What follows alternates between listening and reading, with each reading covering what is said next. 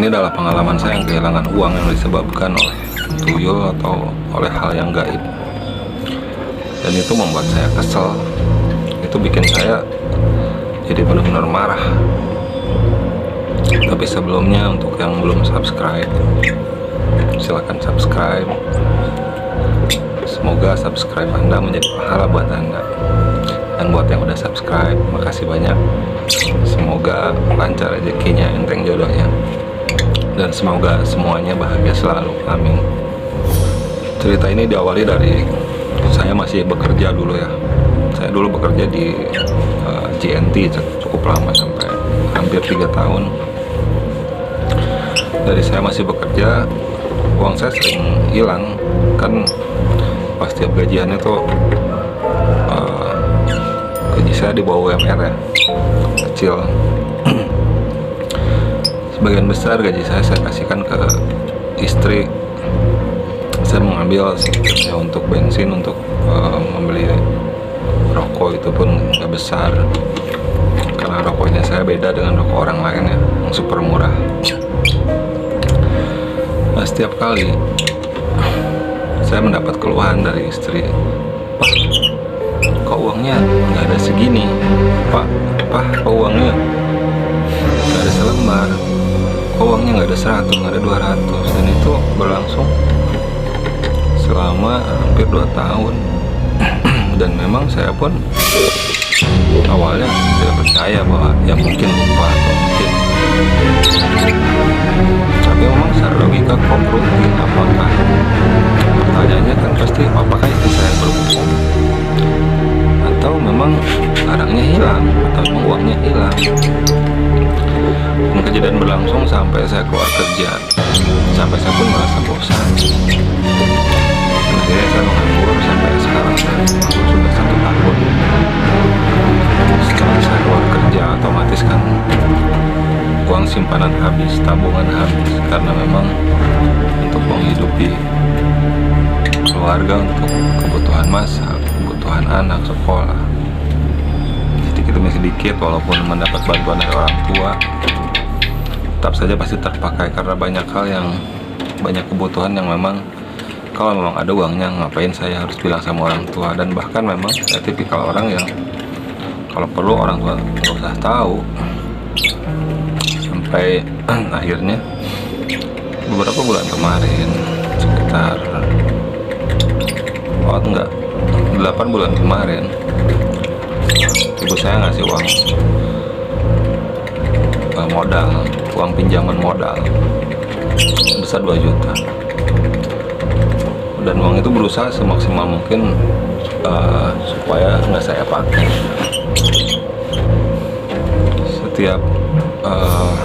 Setiap bulan dilihat kok berkurang selembar, besoknya selembar. Istri saya pun bertanya, "Pak, kok uangnya nggak ada selembar, nggak ada 100? Pak, besoknya lagi kok Pak ada 100?" Istri saya pasti mengira saya yang pakai ya, karena memang kebutuhan laki-laki merokok itu kan susah untuk di stop ya. Begitupun saya berpikir bahwa paling yang pakai istri saya, apalagi toh yang pegang dia. Sampai suatu hari itu kejadian sudah sampai hilang 6 lembar, 600.000, bahkan lebih sebetulnya, karena memang uang itu ketika hilang selembar, saya mendapatkan uang dari pekerjaan serabutan apapun, langsung saya ganti.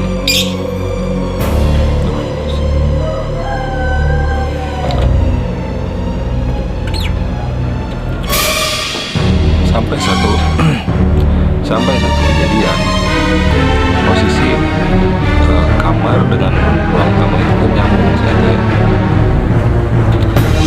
Saya dengan istri lagi sholat maghrib di ruang tamu, jamaah saya kebetulan lagi nggak ke masjid. Sebelum sholat maghrib, saya sudah sempat ngecek uang,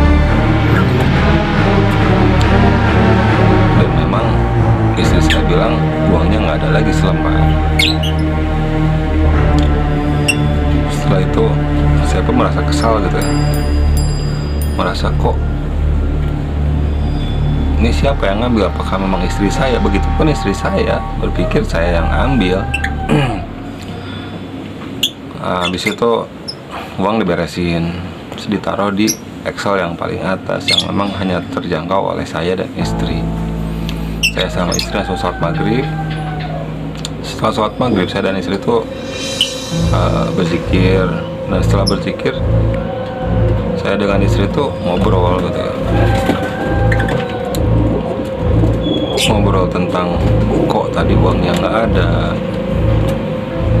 Pas kita lagi asik ngobrol gitu ya, saya dengan istri, tiba-tiba anak saya yang gede, yang umur 7 tahun bilang, Pah, ini lihat ada uang di bawah kasur.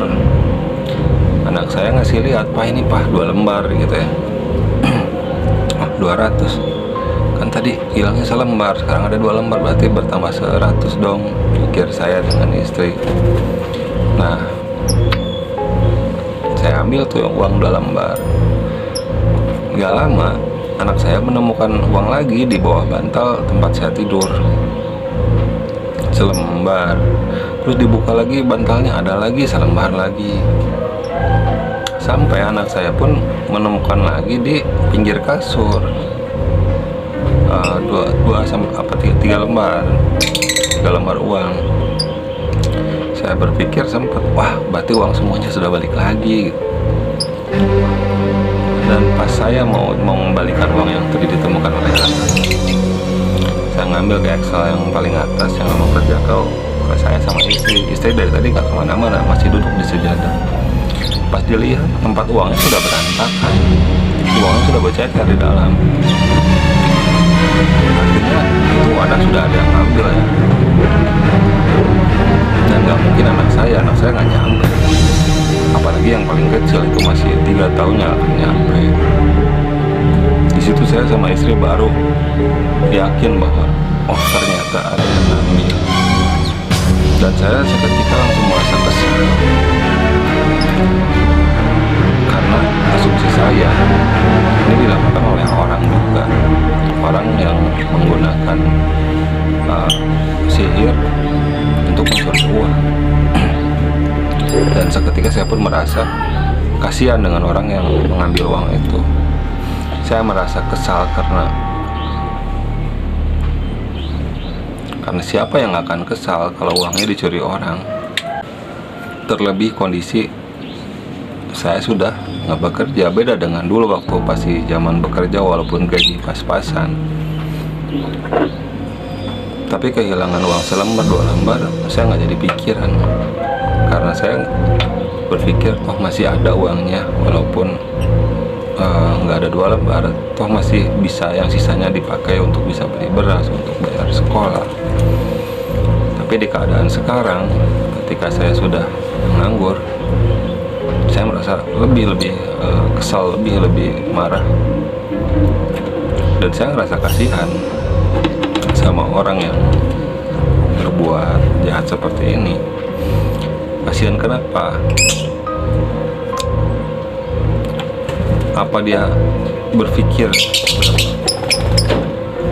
apa dia mikir dari sekian banyak orang yang diambil uangnya, apakah semuanya orang yang memang memiliki penghasilan?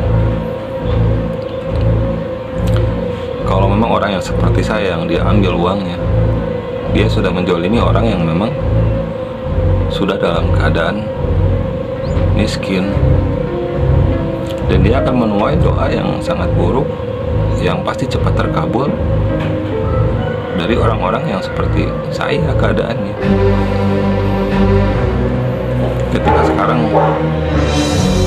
Ketika saya sekarang merasa sudah nggak pernah lagi kehilangan uang karena memang saya sudah nggak punya uang, saya berpikir apakah orang yang mencuri uang saya masih dalam keadaan hidup? Karena sejujurnya saya mendoakan buruk, bahkan mendoakan kematian. Dan begitu pun saya yakin dengan orang-orang lain yang menyadari bahwa uangnya diambil secara gaib. pasti mereka pun akan mendoakan hal yang sama. Tanpa didoakan pun orang-orang seperti itu pasti akan selamat, apalagi ditambah dengan doa-doa yang mustajab dari orang-orang yang terzolimi. Dari sejak kejadian itu,